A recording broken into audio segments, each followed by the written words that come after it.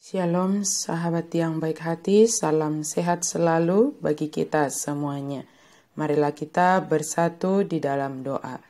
Kasih karunia dan damai sejahtera dari Allah Bapa dan dari anaknya Tuhan Yesus Kristus kiranya menyertai kamu sekalian. Amin. Firman Tuhan bagi kita pada hari ini dari Yohanes 1 ayat 9. Terang yang sesungguhnya yang menerangi setiap orang sedang datang ke dalam dunia. Alai nunga madokro ujui tu portivion panodang nasitongi na manodangi nasajolma. Terang yang sesungguhnya. Kita menyukai situasi terang sebab kita dapat melihat sekeliling kita dan dapat menentukan setiap arah langkah kita.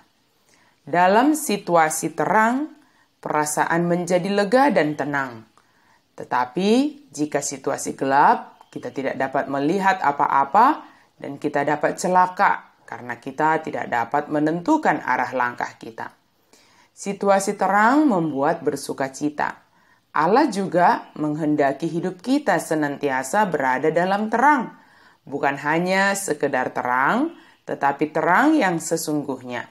Dengan demikian, kita punya acuan, punya dasar dalam setiap langkah kita untuk menjadi berkat sesuai dengan panggilan kita. Siapakah terang yang sesungguhnya? Yaitu Yesus Kristus. Dia datang ke dunia ini membawa terang, sebab dialah sumber terang itu. Terang yang ada pada kita adalah terang yang berasal dari Yesus.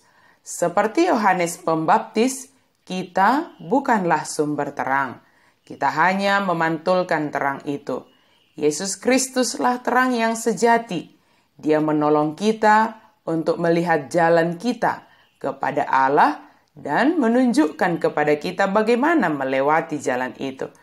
Tetapi Kristus telah memilih untuk memantulkan terangnya melalui para pengikutnya kepada dunia ini yang tidak percaya.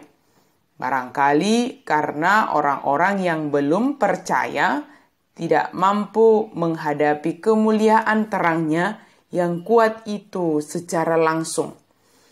Kata kesaksian menunjukkan peranan kita untuk memancarkan terang Kristus. Kita tidak pernah boleh menampilkan diri sebagai terang itu kepada orang lain. Tetapi harus selalu mengarahkan orang lain kepada Kristus sang terang itu. Jadi fokusnya bukan kita, walau kita menjadi alat Tuhan menjadi terang dunia, tetapi kita harus mengarahkan orang kepada Yesus Kristus. Jika Kristus telah menerangi kehidupan kita, tentu hidup kita menjadi alatnya untuk menerangi kehidupan di dunia ini. Tetapi bukan bermaksud supaya semua orang tertuju dan melihat kita. Benar bahwa mereka melihat kehidupan kita. Tetapi kita sebagai alat terang Tuhan di dunia ini harus mengarahkan kehidupan sesama kepada Kristus sumber terang yang sejati. Dengan terang yang berasal dari Yesus Kristus, kehidupan kita menjadi terbuka dan dapat dilihat oleh orang lain yang seyogianya adalah harus menjadi berkat, bukan menjadi batu sandungan. Menjadi berkat karena terang Kristus ada memancar dari kehidupan kita. Sekalipun godaan untuk lari dari terang itu mungkin sangat banyak datang kepada kita. Namun dengan melihat dan menyadari dampak terang Kristus, baik bagi diri kita sendiri dan juga bagi dunia ini, maka kita akan terus memohon kekuatan dari Tuhan, agar kita mampu untuk setia berada dalam terang Kristus, yang pada akhirnya nanti akan menjadi sesuatu yang sangat nikmat di dalam hidup kita. Sahabat yang baik hati, kitalah terang dunia. Sebagaimana Yesus mengatakan dalam khotbah di bukit, kamu adalah terang dunia. Artinya, terang yang sejati berasal dari Yesus Kristus, tetapi kehadiran terang itu di dunia ini adalah melalui kita. Arahkanlah hidupmu, hidup sesamamu, hanya kepada cahaya kemuliaan Kristus, yaitu terang yang sesungguhnya. Amin. Mari kita berdoa.